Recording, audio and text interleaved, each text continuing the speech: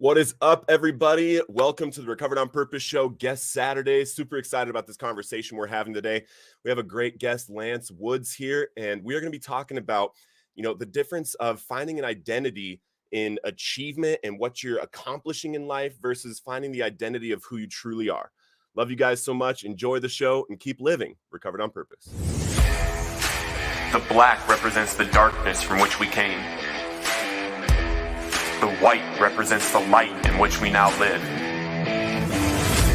And the red represents the passion it takes to live Recovered on Purpose. What's up, family? I have a couple exciting announcements for you. Firstly, we are in the final stages of acquiring new partnerships that will make the courses here at Recovered on Purpose available to everyone in recovery, with an application for 100% scholarships so you can be coached and mentored directly by me to start sharing your story and helping addicts out there suffering. One student in the course right now, Wes Dixon, has been in the course for a little over 2 months and just got 8 months of sobriety. His message is directed to help the LGBTQI+ community find recovery and help those in recovery that have tested positive for HIV. Oh, I feel so much better. And also today is 5 days without smoking a cigarette. Let's go.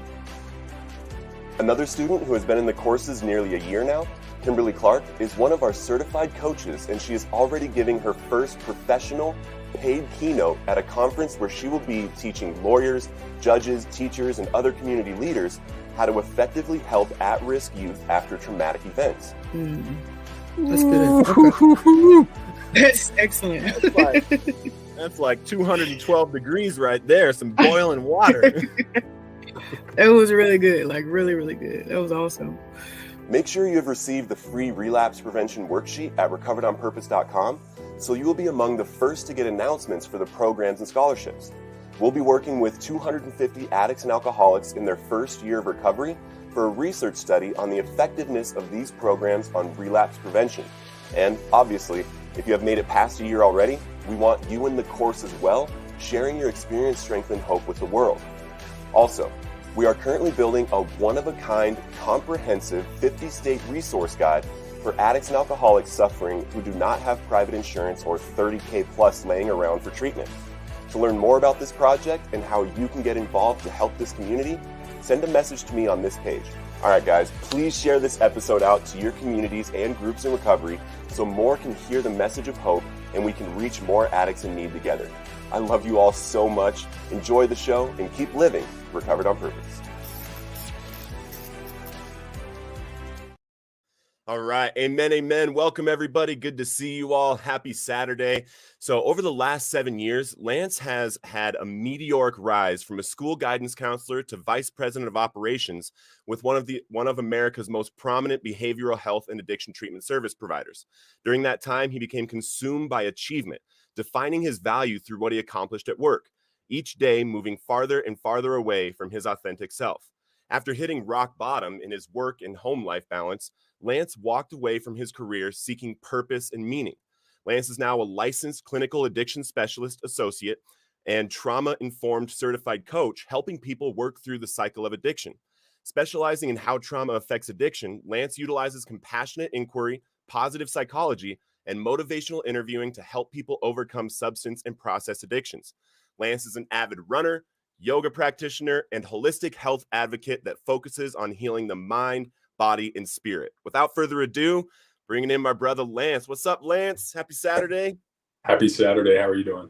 Doing awesome. Good to see you, brother. Good to see you. You too. You actually just had a session right before this, right? I did, yes. Yeah. Awesome. And what does that look like? What kind of sessions are you doing now? Yeah, so it's pretty much remote telehealth for patients here in North Carolina that are working with addiction or that are struggling with addiction. I try to keep a panel of about 5 to 7 patients right now because it's still kind of a part-time endeavor for me. But I work with patients struggling with everything from substance use disorders to behavioral and process addictions. Behavioral and process addictions has kind of turned into my specialty over time.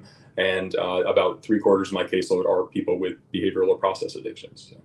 Got it. And we're going to back up just a little bit because a lot of this, stems from, your search for meaning, your search for purpose in life.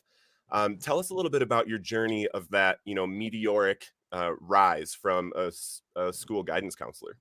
Yeah, so I got into counseling. Well, I've been in the counseling field for about 20 years, and was a director of multiple mental health agencies, focusing on adults with severe and persistent mental illness and also co-occurring addiction.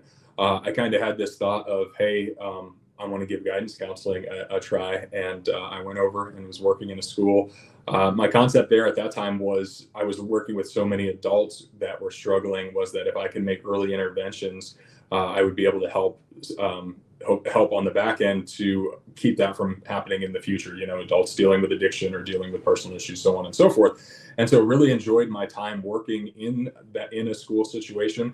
But what I realized was that I didn't have all the tools to be able to be as successful as I thought. So, as a counselor, I know what I'm doing. I'm good with being a counselor, but in this particular role, there was also classroom instruction time. And so, although I'm good at counseling, like I said, teaching a kindergartner about social skills, not exactly one of the best things that I'm good at. And that was eating up the majority of my day. I did the best that I could, and I know the kids did get a lot from it, but ultimately it wasn't necessarily hitting that purpose button for me doing that.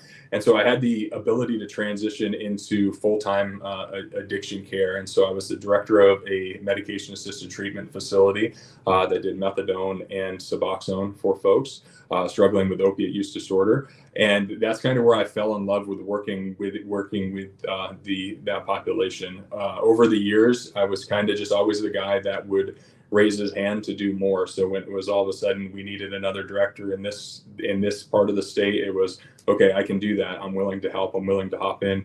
Really got a lot of validation from being there to help patients that were struggling. Over the years, just always raising your hand and always willing to do more turns into promotions, and was promoted to a regional director where I had around 22 facilities in 12 different states. At that point, I was traveling pretty much Sunday through Friday every week, just flying around the country, visiting the different programs. I had about 5,000 patients under my care or under my wing, and about 300 employees. Then had the opportunity to move into a vice president role. So in that role, it was really developing addiction treatment in the state of Virginia, which was kind of near and dear to me because my wife's from Virginia. We lived in Virginia for multiple years. I still have a lot of family in that area. And so the ability to be able to deliver high quality MAT services that has a huge focus on clinical services, not just the medication. When I had the opportunity to be able to develop something like that, I jumped on it. And within about an 18-month period, we developed 16 treatment centers in that area, got up to about 3,000 patients. At that time, that was the same time in my life where as I was doing this and I was focusing more on, I would say, the business of addiction, I was getting farther away from what I wanted to do with patients. And so I kind of took some moral inventory and was able to recognize, like you said in the intro, that I was having a very unhealthy relationship with work. I was spending 60, 70 hours per week working, 5 or 6 nights per week away from my family for 5 or 6 years. And that was taking its toll. And I was realizing that the things that were really important to me, the reasons why I thought I was working hard was so my wife and daughter could have nice things, was actually pulling me farther away from the family. And that's when I kind of took that moral check-in and realized that I made myself have a process addiction or a behavioral addiction in that struggle with work, and was looking towards interventions towards that. And that's kind of, it was the rebirth at that point. It was more about what I could do for giving back to the addiction community in a smaller sense versus in kind of that broad sense, and still being able to maintain myself and maintain my goals with my family and my future in that. Yeah. And during that time while you were growing and you were doing all of these, basically scaling a system to supply a community with MAT, were you having any like one-on-one interactions with people that were struggling with substance use? Yeah, I was. When I would visit the clinics, most of my time was obviously dedicated to staffing and ensuring the operations were running smoothly in those. But the most meaningful interactions were the ones that I did have with patients during that time.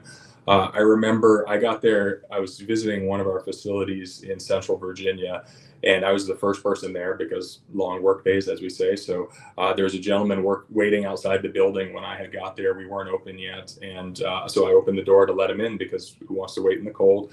And we start chatting, and I start checking him in, and I start bringing him back to the exam room and start kind of going through some demographic pieces with him. And it was a second day in treatment. And I asked him, how did the medication, this was his first time being on buprenorphine. And I asked him, how did the medication work for him last night? And he looked at me and he said, man, last night was the first time since I remember that I wasn't having withdrawal symptoms. This morning, I woke up and I cooked my daughter pancakes and I brought her to school. And I've never done that before. And for me, just that little thing on a second day of treatment, that also made me realize how much I was missing. I'm getting a little emotional just talking about it because that hearing him say that was so beautiful. But then also realizing that I'm in this lifestyle not doing that with my daughter. And that was one of the moments kind of, I've spoken like a little about the aha moments I've had, but that was one of those aha moments to me where I'm not fulfilling what I need. I'm not scratching that as well. But definitely always loved the interactions with the patients. More times than not, I was also the guy that when there was a patient that was unhappy with something in our services, it got escalated to. And so luckily what that's been able to do for me is that's also been able to curate my therapeutic approach to be able to hopefully avoid those things and to be able to provide a good quality service for patients. Yeah. Can you give us an example of something that, because I believe in MAT, and there's a stigma still going on with it a little bit within the recovery community that needs to stop, period. But what are some barriers for, addicts seeking MAT treatment that are being grown right now within that industry? Yeah, I think a lot of it is still community-based acceptance where, there's still a lot of misinformation about it, replacing one drug with another. And just the lack of community awareness regarding MAT. When we're looking at now, in the early 2000s, we were seeing a lot of opiate addiction being filtered towards the city hubs. So we would see large areas in the Dallas area, in Los Angeles, San Francisco, kind of the bigger cities and the bigger cities in each state. Now we're starting to see it kind of translate out into the suburbs away from those away from those cities. So as the cities are getting more and more concentrated, people are getting pushed out, obviously. And so I live in North Carolina right now in Charlotte, and there's a abundance of treatment providers in the kind of Charlotte metro area. But when you get into the outskirts of Gastonia, Monroe, these other areas, people are getting pushed out there and there's not the same treatment options. And if there is the treatment options, a lot of the pharmacies don't carry the medication that's needed, or it's still so stigmatized that they're not able to get it in a quick and efficient manner. And so, that's something that we're still struggling with, I think, across many states, is just the ability to have access, not just to the medication, but to high quality services. I think one of the things that came out of COVID that was actually good was the emergence of more telehealth, because we've been able to prescribe to patients and get them on a medication that's going to help curb those withdrawal symptoms and help them kind of live the day-to-day life. But they can also be connected with a therapist at the click of a mouse, at the drop of a dime, and creating that interconnectivity. The online platforms have just really taken off so much with that ability to be able to build that web of support. Awesome. And are they able to ship the medication now? So I think in some states they can. There's also been some states that have kind of rolled back the medication for telehealth providers. So if you look at, I think it was Alabama off the top of my head, where they're now requiring a provider to see the person in person at least once per month, which has been tough because in Alabama, there's not a lot of addictionologists or board certified addiction treatment folks. And so there still are some smaller barriers that are there. Another large barrier that kind of got overtaken in the last couple of weeks was there was a legislation change towards who can prescribe buprenorphine. Prior, you would have to take a 32-hour course to be able to do that. And they did I believe they just passed for physicians to be able to do it, which should be able to help increase access and awareness for the medications as well. Awesome. And when I'm, because I didn't do the medical assisted treatment, the medication assisted treatment, but my best friend, you know, is alive because of it. Period. Like he was like me. He was homeless. He was an IV drug addict. And, in his first 3 years of recovery, he was on Suboxone, and he weaned himself off, and he kept going down and down and down and down. And then right around his 3 year mark, after he had built a business, he had gotten married, he had surrounded himself in his communities and his fellowships and things like that. He was able to get off of it. And now he's been off for almost 2 years now. And he's got this incredible life. And I think that a lot of the stigma comes from, this wrong mindset in the recovery community where my way is the highway. My way is the right way, right? If you just would sit down and do the 12 steps, just like I did, then it would work for you. And I'm someone that sat down and did the 12 steps and it worked for me. But I've watched people do so many different avenues that I think it's important that we as a community just, allow people to do their treatment, allow people to do their recovery. So you're growing in this, you're starting to recognize that it's taking you away from your family. And where did you notice your identity shifting towards work instead of away from your family? And what did that look like? Yeah, so for me, it's one of those things, I think, and it's probably the same thing that I work with patients on, and I work with patients on, and you probably dealt with, is you never notice it while you're in the moment. It's always that reflected afterwards where you realize that you had a problem. And for me, it was I had 3 moments that more or less made me realize that I was giving myself too much to work and not enough to my family. And so the first was I had this really severe sprained ankle. Grade 3 sprain on both sides, couldn't walk, couldn't really do much. And I should have been at home nursing it. And I, like any good worker, I hopped on the road Monday and was in a car driving to one of our facilities. And in the middle of the night, I kind of got up and needed to use the bathroom, couldn't actually walk. So I just dragged myself on the floor of this hotel room to the bathroom and thinking to myself, man, like, this is crazy. I should be at home. Should be at home resting. And the concept that I thought of at that time was, I'm a man, I can suck it up, I can deal with this. This is what I need to do to be successful. This is what I need to do for my family to eat, for us to have a good life, so on and so forth. And so I was like, I can do this. I can do this for as long as I need to, because it's only affecting me. Probably it was a couple months later, I was talking to my wife, and she was talking about how actually this week, so Thursday was her birthday again, and last year I missed her birthday, the majority of it because of work. She talked about how emotional she was that she didn't get to spend such a personal day with somebody that she cares about and that she's cultivated this life with. And she talked to me about how much that hurt. And because I was on the road so much, we didn't have a lot of meaningful conversations for the last 4 or 5 years, because it would be FaceTime for 30, 40 minutes at night while she's living the single mom life of cooking dinner, playing with my daughter, so on and so forth. So they were very superficial conversations. And we got into kind of this little deeper conversation. We were talking about how that was affecting our relationship. And then at that point, my thought was still, hey, we're both adults. We can handle this. We can keep pushing through. We'll do what we need to take because we're grownups and we can deal with it. Yeah. For me, the kind of final moment where it kind of broke the straw was, I was out running one morning. That's my thing. And it was like maybe 6 a.m. And my Apple Watch plays a message to me, and it said, hey, Lucy didn't get much sleep last night. She stayed awake crying and saying how much she missed you. And that was the first time in the 5 years that I was traveling that I ever got a message like that. And as I was running, I just kind of welled up and started crying. And I realized, like, at that point, it wasn't just affecting the adults, the situation. It was affecting my daughter too. And at that point, that's when I really started realizing that there was an unhealthy relationship on what I was giving back to work. And through whether it was divine intervention or the way the universe aligned, all of a sudden it seemed like the doors opened, and every podcast that I'm listening to is talking about work-life balance and people stepping away from their careers and pursuing their passion. And then the next one I'm listening to is talking about how the 12-step model helped people with behavioral addictions and with process addictions and getting through that.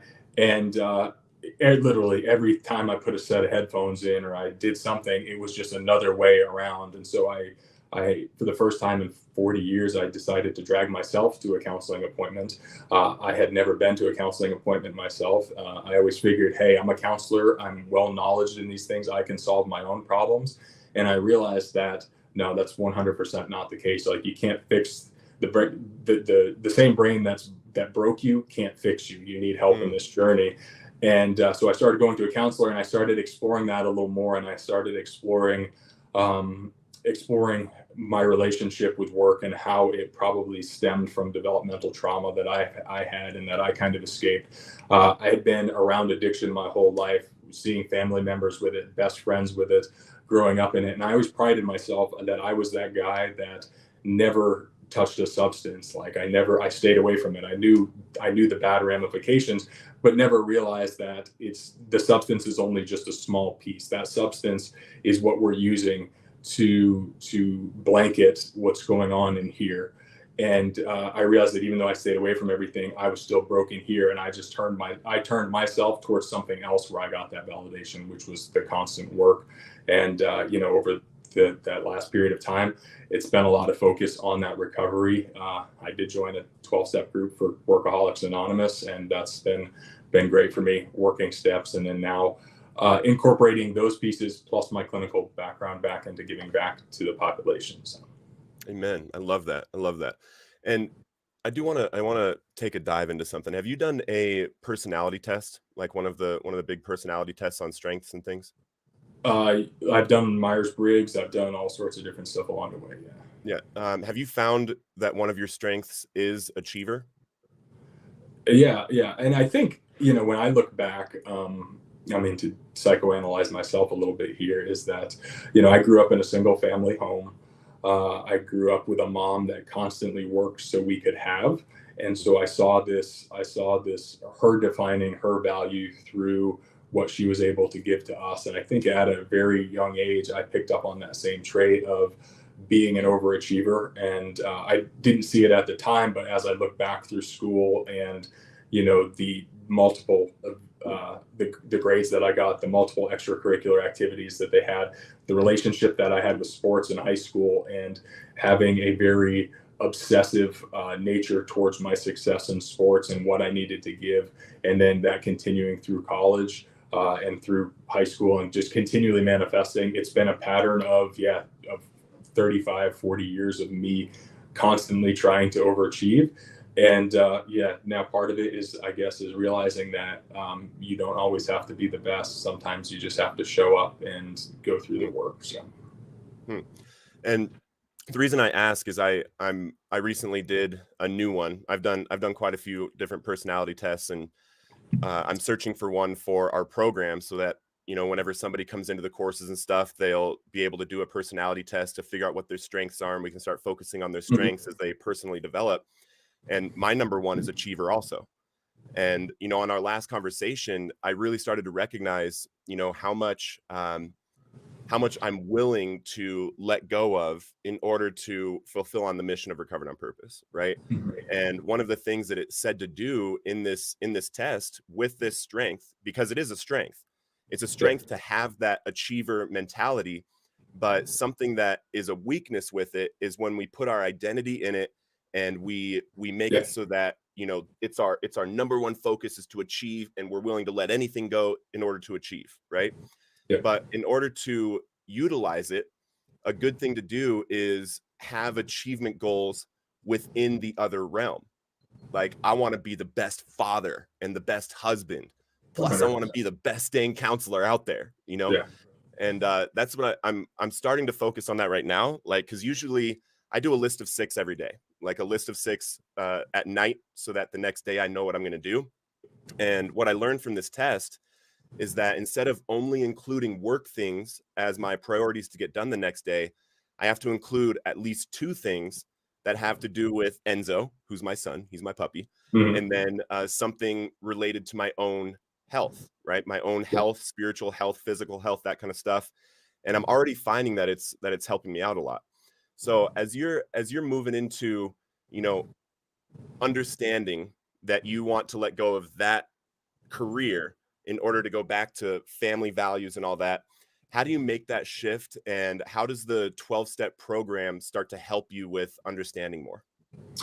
Yeah, for me, that's definitely a tough shift, but it was funny. Actually, one of my goals for what year are we in? 2022 was when I set a New Year's goal every day or every year, and I do my best to achieve every one of them. And I'm a big person I don't negotiate with those goals, and I don't talk myself out of how I'm not going to achieve those. It's all about readjusting the plan and attacking it. And so one of the goals I set for 2022 was a very open-ended goal. I just said, I want to be the best father I can be, and I want to be the best husband that I can be. And, we're getting halfway through the year, and I'm measuring myself with little things like, hey, I made a cup of coffee this morning. I did this for my wife, so on and so forth. And subconsciously, with the changes in careers and other aspects, I'm getting closer to those goals. Just like in anything else, whether it's addiction or whether it's achievement, it's setting small goals for every day, recognizing your inadequacies, taking that moral inventory, and working against those items. Every day I wake up and I still fear that I'm not going to do enough, or I'm not going to be enough, and that gives me that little edge to want to do more. I am, unlike you, I'm not a big person of I don't do that in every day where I write it down, but I have my goals for the year, and every morning on my runs, I'm thinking about those things. I'm doing that kind of moral inventory of am I moving this in the right direction, and if not, what do I need to do? And I think, like you said, a big part of it is especially when we're looking at achievement, is taking the self out of it and really focusing on achievement for the bigger purpose and not for the gratification of us. When you look at and I'm still very early in the steps of this process, but when you look at kind of step 12 and providing that support and that purpose to other people, it's not because it's good for us, it's good for them, it's good for the community.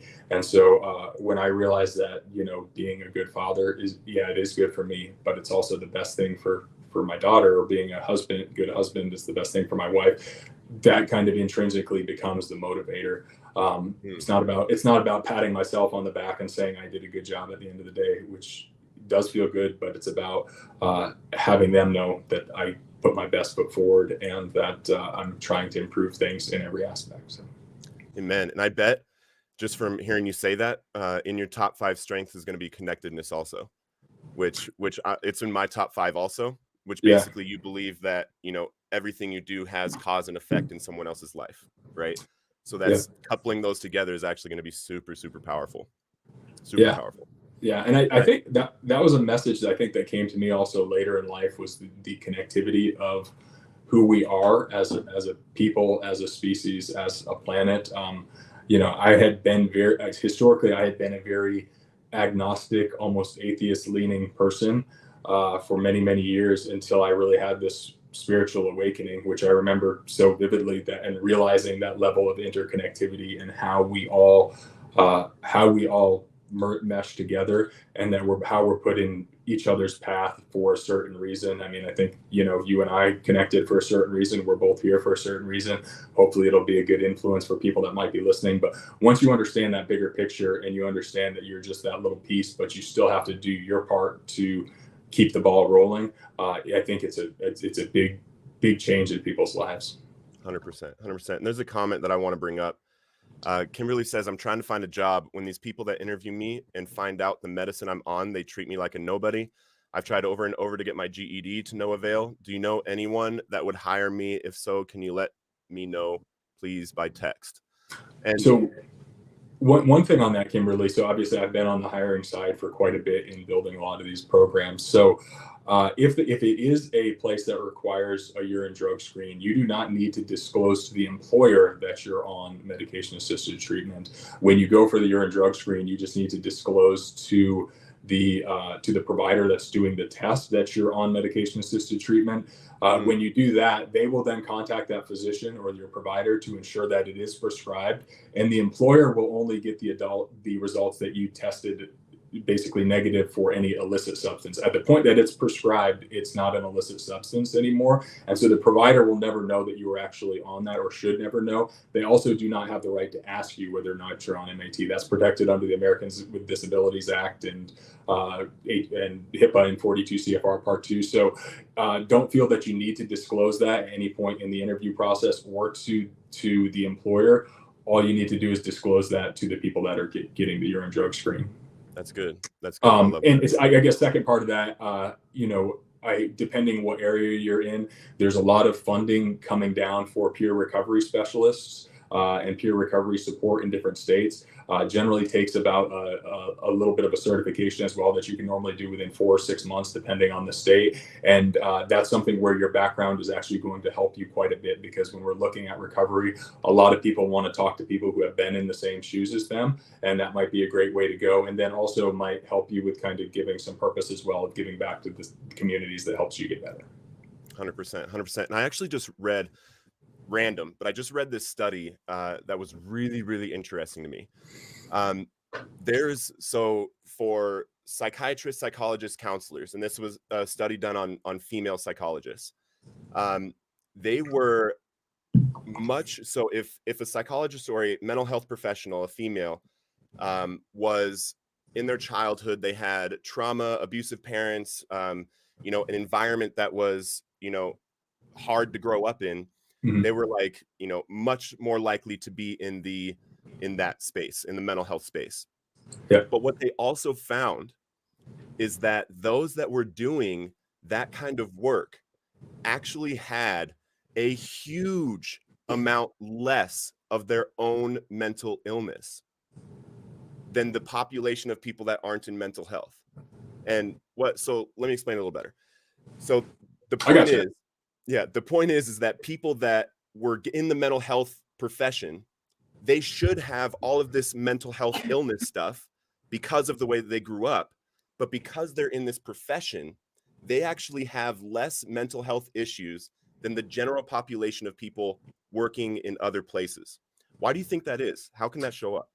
Yeah, so I think part of that is probably just due to awareness. So when you are somebody that's in the field, you're much more aware of the diagnoses that are there. So the general public is still pretty, still needs some better education towards mental health diagnoses and addiction diagnoses.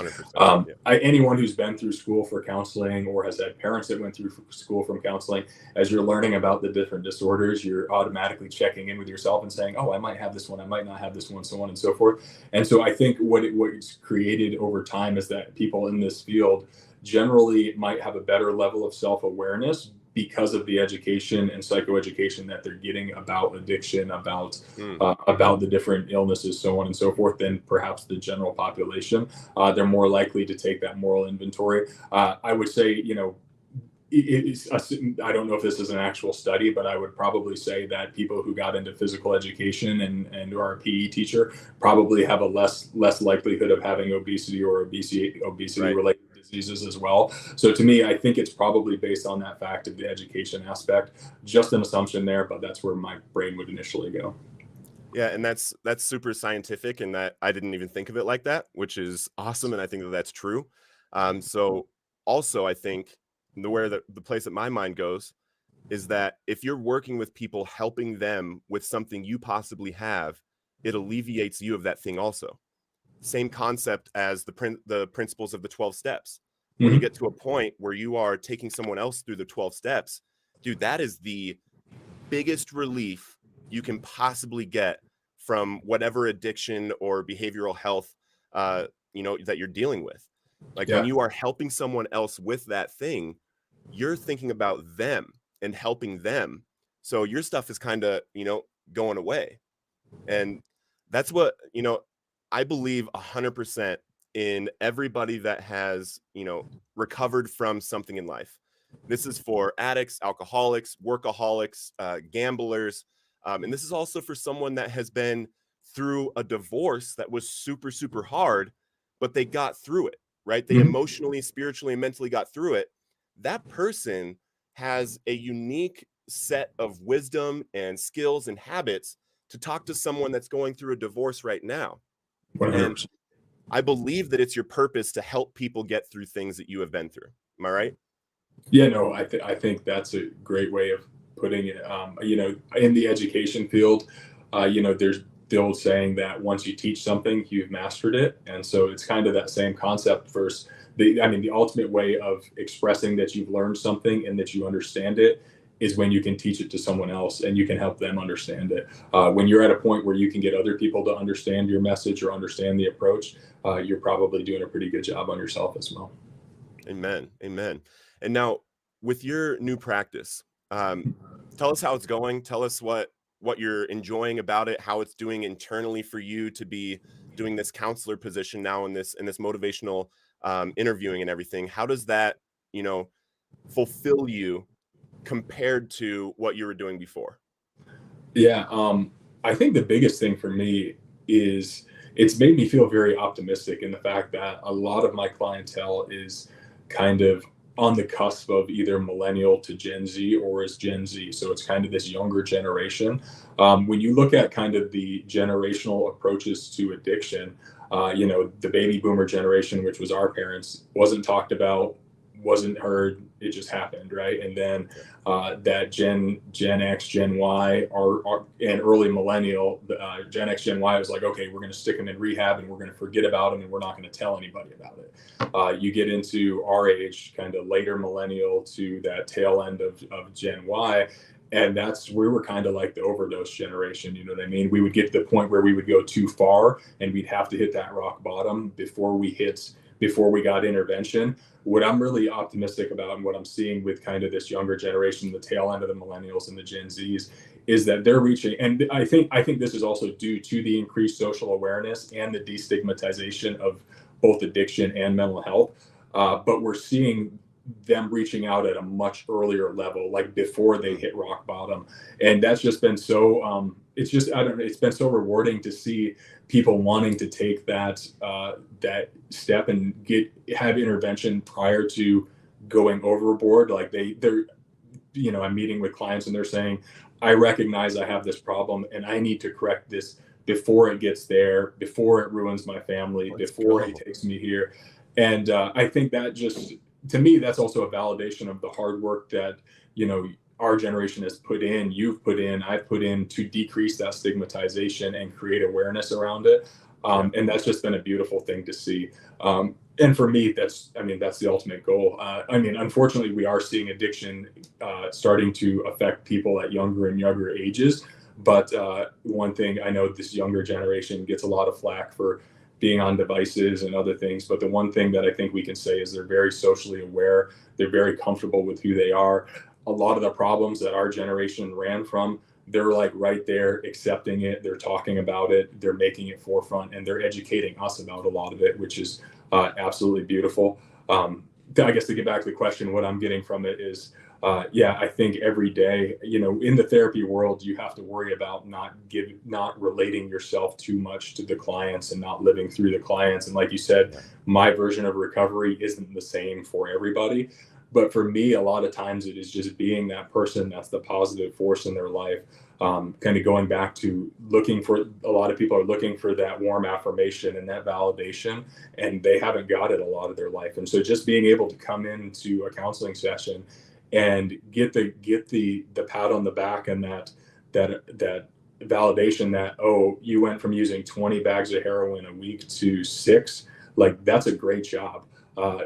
Society may not say so, but I'm telling you it is. Like that's 14 additional times where you didn't take yourself to the brink of death. Like you're making progress and really taking that kind of harm reduction approach and letting them celebrate those successes, because a lot of times when you're somebody that's struggled with addiction, you're not good at celebrating successes. You're always beating yourself up about the bad. And so being that positive, taking that positive approach and really just celebrating that with clients and getting them to understand that as well, and getting them to understand, progress over perfection. The chance of most people going cold turkey on something and then getting through it is next to nothing. And again, that's where our treatment has changed over the years, and being able to recognize that we need to treat each individual, meet them where they're at, and take them through their own treatment protocol. There are going to be relapses along the way for most people, and continuing to provide that unconditional positive regard and that support with them through that. Because historically speaking, every time they've relapsed, they've had their family turn their back on them. They've had their friends turn their back on them, whatever it might be. And just being that person that's there with them and says, no, we got this. Like, pick it up. We can do this. Yeah, I love that. And one thing, so we have a little bit of a different approach when it comes to relapse, and I know that the clinical system right now supports people through that, and I love the heart behind it. I love that, you know, people are walked through it when it happens, and the harm reduction and everything like that. I'm working on something that is like, we don't have relapses anymore. I don't believe that we have to be a community that is at a 91 and higher percent relapse rate. I don't believe we have to do that. And I think that we need to change the community of people that are looking for recovery, need to hear from people that are in recovery, that permanent 100% abstinent recovery is possible.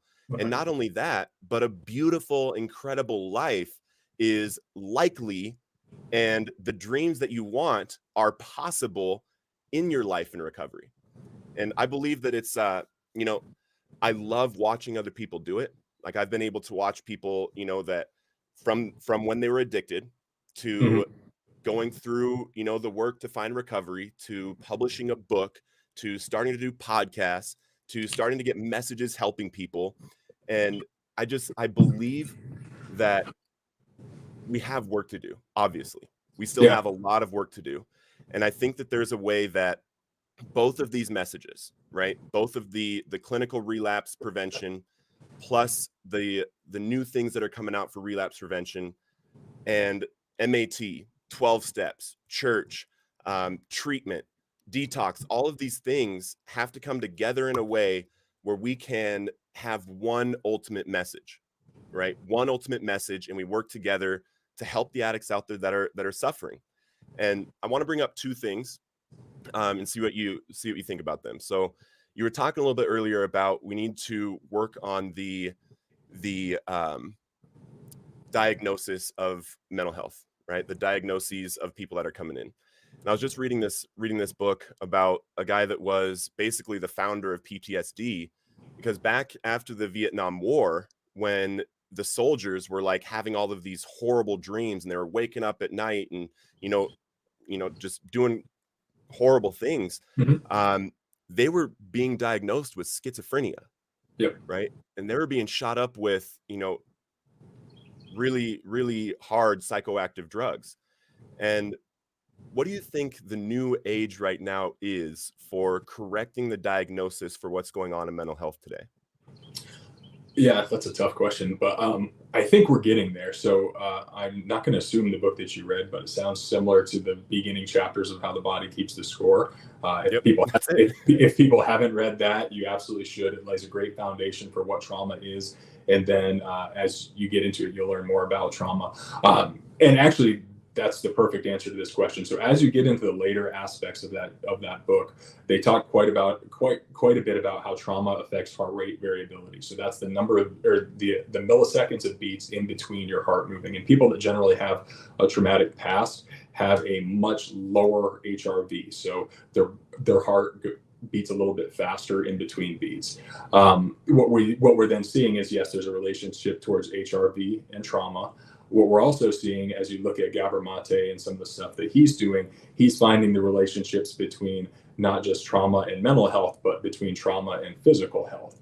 And so there's some great companies out there that are doing research towards making that bridge between heart rate variability and mental health and physical health. And so, I think what we see a lot of times is what's going on in your body then gets expressed as illness later in your life. And that's kind of the foundation of Dr. Gabor Mate's work, is how that manifests into mental health conditions, how that manifests into certain bodily conditions, so on and so forth. And so I think one of the benefits of us having more technology and us being able to measure more of these things is, psychiatry and psychology up to this point has been a little bit of a pseudoscience, where diagnosis has been open to interpretation of the person providing the diagnosis. There hasn't been a lot of distinct facts or markers that can justify what a illness is. It's not like you can take somebody's blood and see that certain levels are off and diagnose them with diabetes, so on and so forth. We haven't had that ability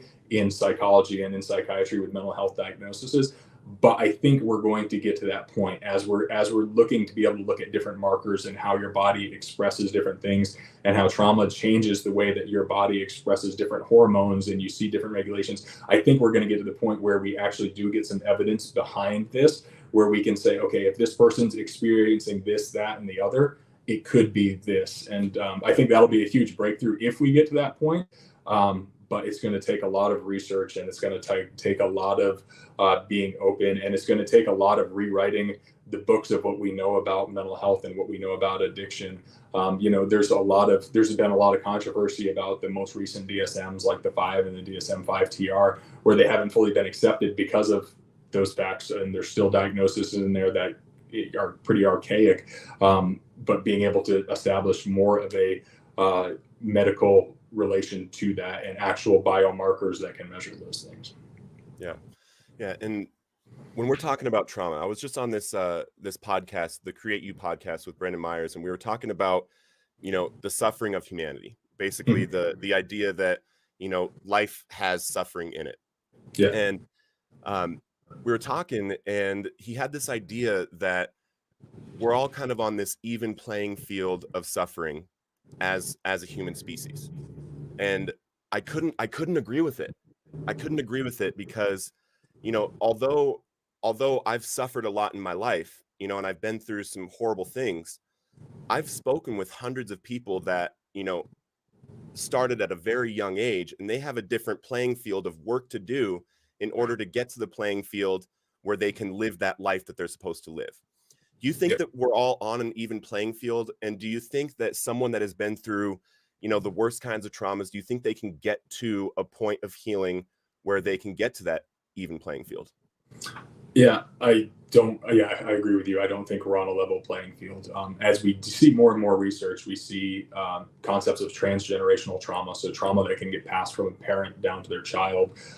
We see that trauma can actually start in infancy. It can start in utero, in the womb, and how stress responses from the mother. So a mother growing up in, war-torn Ukraine right now, that's constantly dealing with stress and with trying to figure out whether her home's going to be bombed, and her dad's and her husband's at war. The chemicals that she's feeling, the cortisol and the stress in her body, is getting passed in utero to that baby that's in the womb, and that baby is going to come with a completely different wired mechanism than another one. And so there's those aspects. So yeah, no, not everybody's on the same playing field. But then at the same time, when we look at trauma, there's acute trauma. So those are the things that happen to us. Those are were you yelled at as a kid? Were you abused? Did you witness abuse? A lot of the stuff that's measured in the adverse childhood experiences inventory. You have the acute trauma, but then you also have the developmental trauma that happens to you.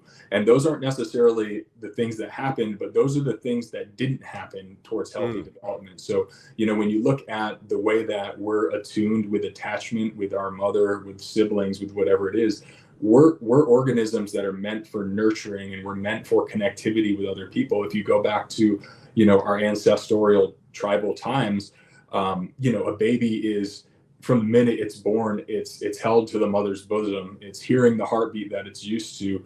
It's being breastfed. It's constantly being held. And we had this, philosophy over the last 5 or 10 years of, when a baby's crying in a crib, you let them cry it out. And we were doing that with our children, and that's going to have an effect, because that's not how we're supposed to be. When a baby's crying, looking at ancestral times, you're supposed to pick that baby up, and you're supposed to hold them, and you're supposed to nurture them. Because what happens when, if we look back 500,000 years ago, and it's the middle of the night and a baby's crying, what's going to happen? It's going to alert other tribes. It's going to alert animals and predators. And so our natural instinct is to stop that. And we were going against those things, and we're becoming we're becoming more and more disconnected with people over time. We're not having those same meaningful relationships. Our tribes are shrinking. We're going from a group of 30 people that are close knit, supporting each other, to one family or one aspect. We have people that have no close social relationships. They don't have the validation from peers. They don't have those things. And so those little pieces of developmental trauma, those add up as well. And though you then begin to basically act in order to respond to those aspects. So you change the way that you're responding, and you basically develop. It could be addictions, could be personality disorders, could be mental health issues, because your authentic needs aren't being validated the way that they need to. But the good news is yes, as you tail end of that question, is regardless of where you're born on that spectrum, whether it's acute trauma, it's developmental trauma, or it's something that's happened later in life, there is the ability to have a 100% rebound from it. And it is just being able to do that work. I obviously am a great believer of doing counseling and doing those aspects to be able to dig in and explore those things and be able to find ways that you can get that validation from healthier sources. But a lot of it is self work. There's a lot of talk towards positive affirmations and being able to speak positive affirmations, which I agree with. Wake up in the morning and tell yourself you're great, that you're wonderful, you're handsome, you're beautiful, whatever it might be. But that'll get you halfway there. For me, the other piece is developing irrefutable proof that you are that person. Yes. So digging in and looking at all the hard stuff that you've overcome, and every time life threw you a curveball and you knocked it out of the park, and taking all those negative experiences that you've experienced and realizing that they're a positive. Like this happened and I got through it, and you're building this resume of things that show how awesome you truly are. And as you're able to do that, you get a better connectivity to yourself. The confidence comes, you start living more authentically, and you start being able to express who you actually are and how you actually are, because you realize you are that person that you want to be. 100%. And I believe in that so much. And as you were talking about the affirmations, I was about to say exactly what you said. When I coach people with affirmative talk, right? And I'll coach them through writing their why statement powerfully. It always includes an action. For me, it always includes some kind of action, so that as they speak that out, they're saying how they act in order to fulfill that, right? Because I can't stand in front of the mirror and say, I am, 10% body fat and I look like a bodybuilder, and I can't say that and believe it if I'm looking at a mirror and that's not me, right? I can't stand in front of a mirror and say, I am happy, if I'm sitting here depressed as heck, Mhm. I can say something like, I see my counselor twice a week because I'm working on fulfilling my happiness and my joy, something like that. That's a really strong affirmation statement. And then you can change that. They can grow. They can change over a month, over 2 months, over 3 months, to where I am happy. I am joyful because I did the work for it. Right. And I think that if someone does positive affirmations the wrong way, they can actually damage that person. Because if you're saying stuff to yourself that you don't believe, then you're going to not be believable to yourself. So if you're going to do this practice, guys, make sure that you are acting in a way that fulfills what you're saying, and it can be small things. I go on a 20-minute walk every day because I'm a healthy person. I'm a healthy person because I wake up and I go on a walk, and that's a powerful thing to start doing every single day. And I'm going to jump back. I told you I had 2 questions for you. Mhm. And something that I found is that for the first time in a really, really long time, as you were talking about, the age of first consumption and kids using drugs and alcohol has been going down. And I've seen that as well. But over the pandemic, we actually saw one good thing, is that the drug use for adolescents actually decreased significantly for the first time in, recorded history. Okay. So because they were away from each other and they were, not talking, not in school and stuff like that. And my fear, as we are going back into school and kids are starting to reconnect, um, is that number is going to skyrocket again. What do you think about that? And do you think that it's something that happened over the pandemic that might stay put?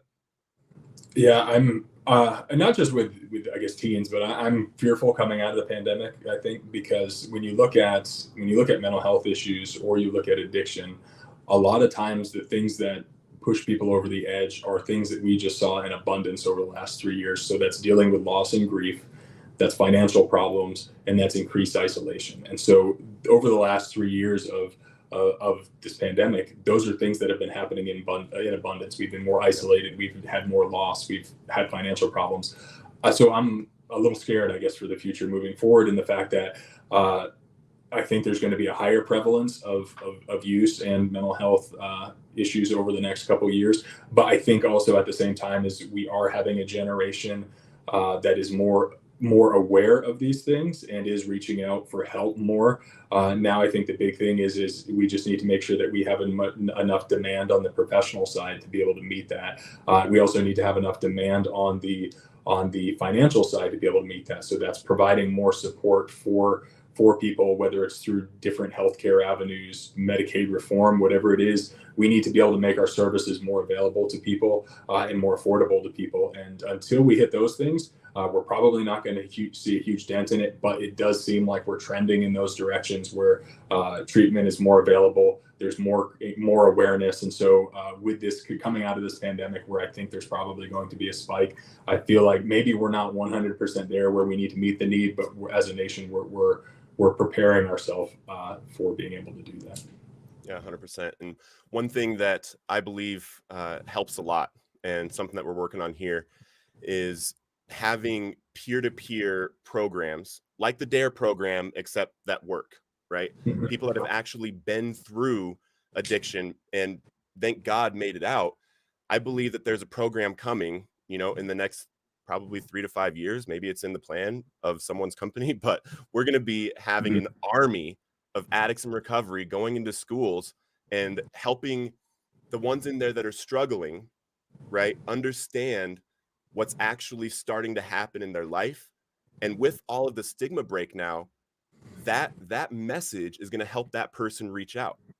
That message because I remember in my first, it was either February or March of 2020, right before the pandemic hit, I spoke at like 4 different schools, and I was at this alternative school, and I told my story about how I was a straight A student. I was the home run derby hitter at a Little League World Series, state championship wrestler in Little League, all that. And then I got introduced to cocaine at 12 years old, and then everything started plummeting behind the scenes.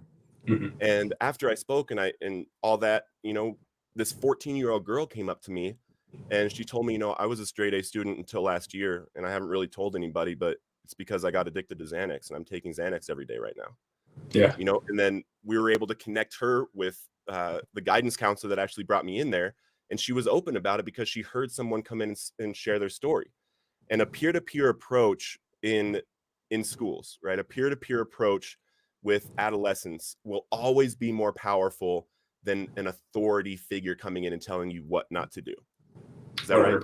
Yeah, no, 100%. I mean, and to think about I think I'm a little older than you are, but when we were younger, if somebody was going to say, hey, a former IV heroin user that overdose is going to come talk at the school, it probably wouldn't have happened. And now we're starting to see the value in that and seeing what lived experience does. And that's also why we're seeing an influx of peer recovery support in treatment centers and in hospitals, because there is that efficacy behind it. I think with kids and adolescents, that's going to be a great aspect of people that have been there and done that. I think that's a great step to where we need to be. I think also as we're being more open about addiction, we're being more open about mental health, we're being more in open about how trauma affects people.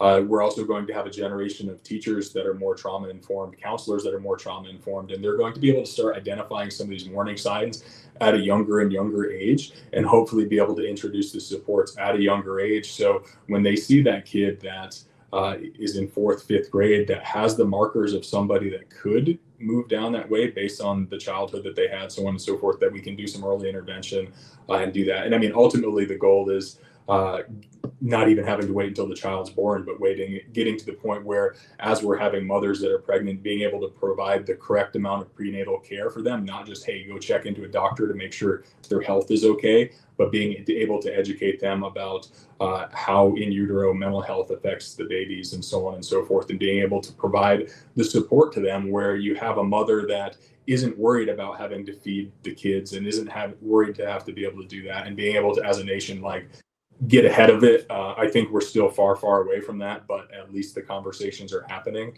and we're moving in the right direction. And I love that idea of having some peer support in schools. I think it's going to be a huge thing moving forward. Amen. Lance, thank you so much for coming, brother. This has been a great conversation, and we're talking about some heavy stuff, but it seems like we're both in belief of a bright future, change happening, and help coming. Is that right? Yeah, 100%. We're every day we're taking steps in the right direction personally, you and I, and what we're doing. And then also, I think, as a country and as a society, as a world, we're seeing breakthroughs in different treatment protocols. We're seeing people get more and more informed about what's going in on this. And we're seeing, the happiest thing that I see is that I see children that are living who they are and not hiding from it. They're willing to express who they are. They're willing to be open about who they are, despite what society thinks about them. And to me, that's a huge indicator of where we're going, because it's being accepted. Generations prior, we weren't able to see that. Kids hid, they ran from their problems, they ran from their differences, but it's getting put center stage, and society is being accepting of it. And I think that's a good precursor to us moving forward, because as people are more accepted in their youth, they're going to have less issues to deal with as they get older. And it's just a beautiful thing about today's generation. I love that. And if people want to connect with you, where should they find you? Yeah, so they can find me on Instagram. My personal account is Lance1 Woods. My practice account is Psychological Healing. That's PSYCHELOGICAL Healing. And then under those same names on or Psychological Healing on TikTok and YouTube. And then my Twitter is a little different. That's PsychHeal CLT. The other one was taken, but they can find me that way. Also on Facebook. So on all the main media platforms, I try to post some sort of affirmation each day, or a random psych fact, just because I've realized that over the times that the way that we digest information and the newer generations digest information has changed. So I'm trying to just drop these little blurbs about psychology and stuff that I find interesting, with the hopes that somebody's going to grab one of those and go down a rabbit hole and become as passionate about the field as I did. And so you can follow there to just find some random stuff about psychology and addiction. Awesome. Thank you so much for coming on, brother. Great conversation. Guys, we love you so much. Enjoy your weekend. Be safe out there. Live your purpose and keep living Recovered on Purpose.